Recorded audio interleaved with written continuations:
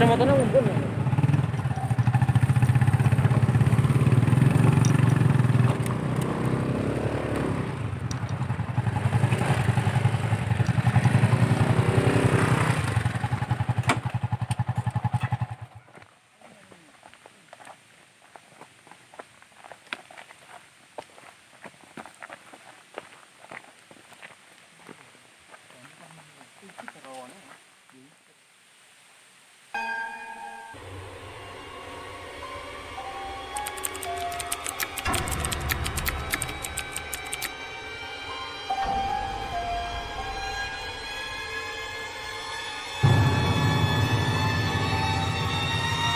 Oke, assalamualaikum warahmatullahi wabarakatuh. Balik lagi bersama kami di Raden Banyuwangi Official ya, channel yang mengungkap misteri, mitos atau fakta dan pun sejarah.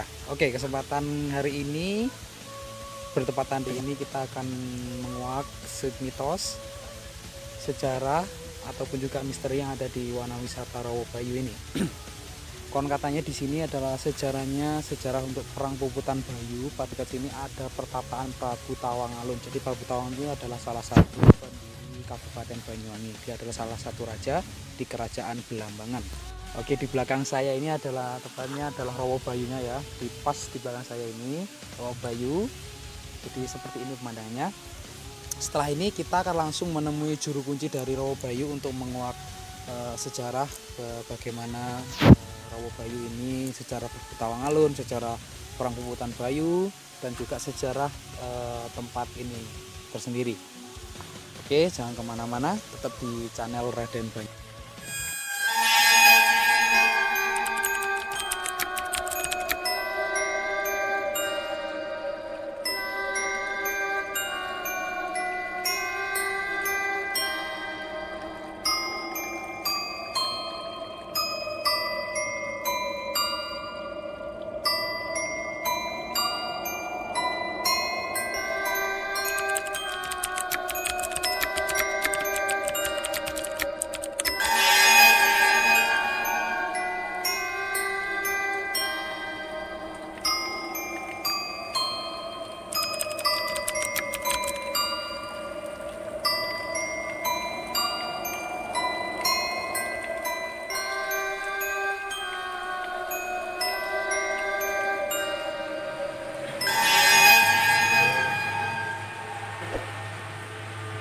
Oke, geng semuanya, jadi saya sudah sampai di perkotaan Prabu Tawangalun, tepatnya di belakang saya ini. Ini bisa dilihat seperti ini, tampak dari luarnya. Ini informasi yang saya dapat hari ini. Untuk juru kuncinya, dia tidak ada di sini karena mungkin karena corona ini, jadi mungkin dia takut. Setelah ini kita akan coba cari di rumahnya beliau untuk juru kunci-nya. Dan juga ini untuk informasi juga, pertama ini sementara waktu ditutup ini karena ada COVID-19 ataupun corona ini ditutup. Mungkin bisa lebih dekat lagi.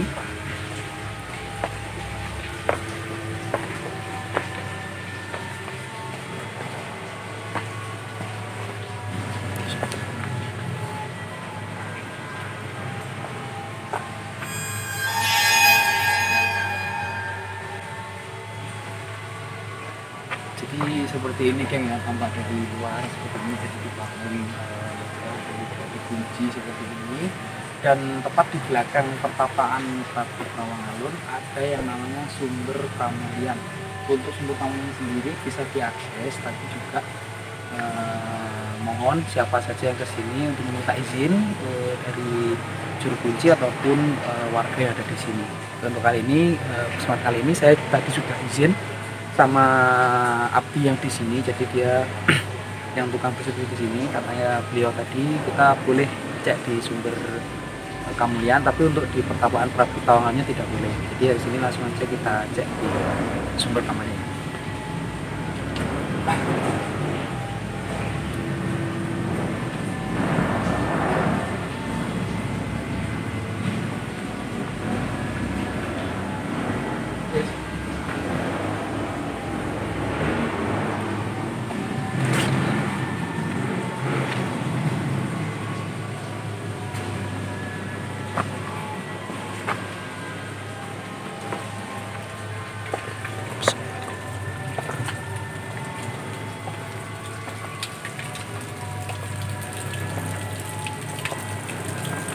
Oke geng, jadi kita sudah berada di mana ini adalah sumber bangunan seperti ini sumber bangunan itu.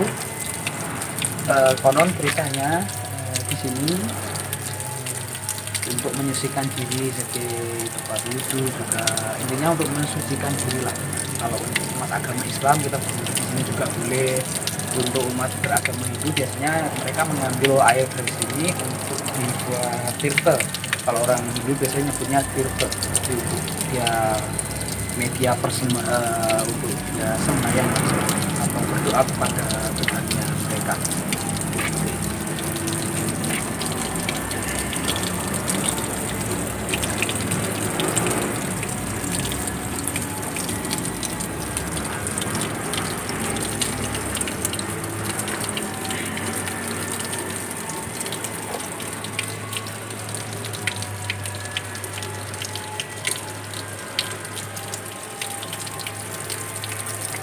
Oke geng, di sini jadi sumbernya itu nggak hanya sumber kamunya saja, ada lagi satu sumber yang di belakang saya juga belum tahu itu namanya apa sih. Mari biar semuanya tahu, kita cek langsung ke lokasi.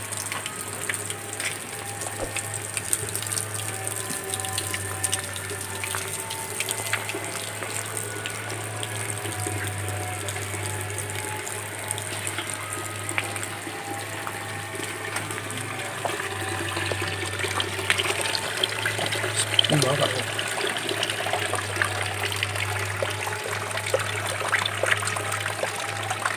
Kosong baterai.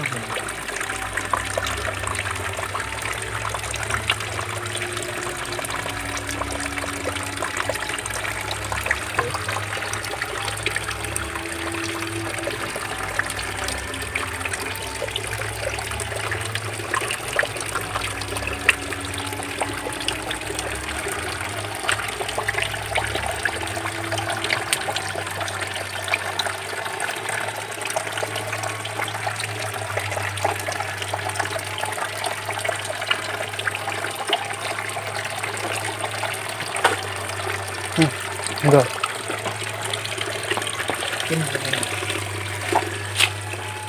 Oke geng, jadi ini tempatnya di sebelah sumber Kamuyan. Jadi di sini ada yang namanya sumber Panguripan, tapi juga sumber air.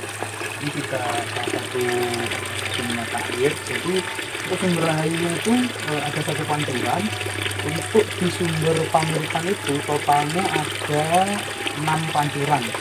Jadi mungkin karena kotor ataupun musim kemarau, kita kurang tahu juga. Jadi untuk sumber Panguripannya itu cuma 3 sumber yang lancar airnya. Untuk yang 3-nya itu kurang lancar. Ini mungkin 3 atau 7 lah, ini 7 sumber Panguripannya. Tapi ini terjadi sebetulnya.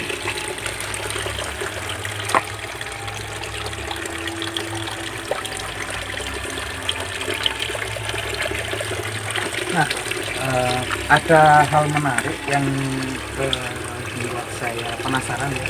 Di atas sumber Panguripan ada tulisan tan ono wujud kejobo ono kang wujudaken wujud. Kang wujudaken wujud itu kangsun arani Tuhan, isun paring asma Allah kang maha kuwasa. Jadi kalau diartikan bahasa Indonesia seperti ini.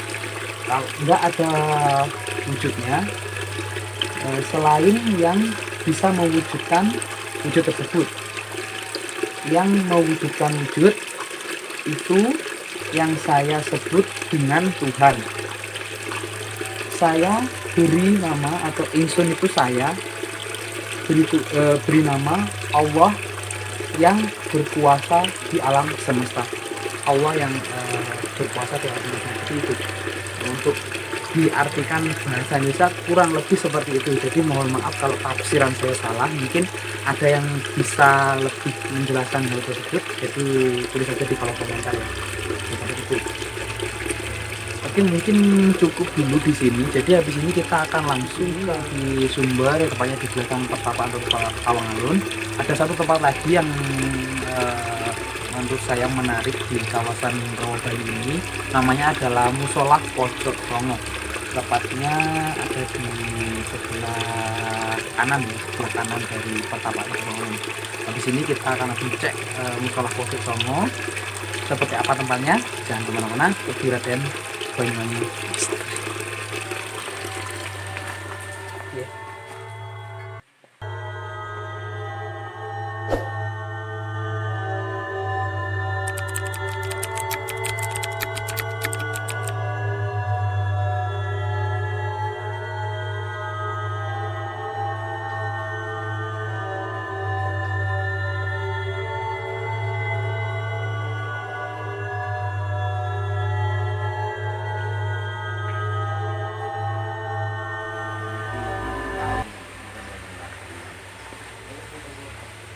Oke geng, jadi ini tepat di sebelah kanan saya katakan tadi musola pojok sana.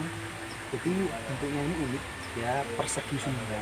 Jadi cerita ini adalah mewakili dari 9 penjuru mata sorry bukan 9 penjuru mata ya, mewakili semua agama dan juga orang tahu bagaimana itu. Jadi ini mewakili semua juru agama.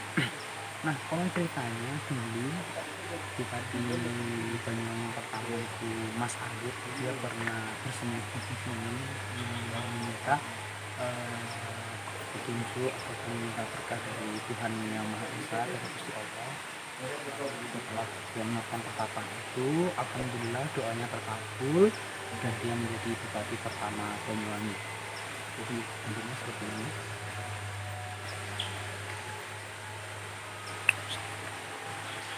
Mungkin kita bisa kita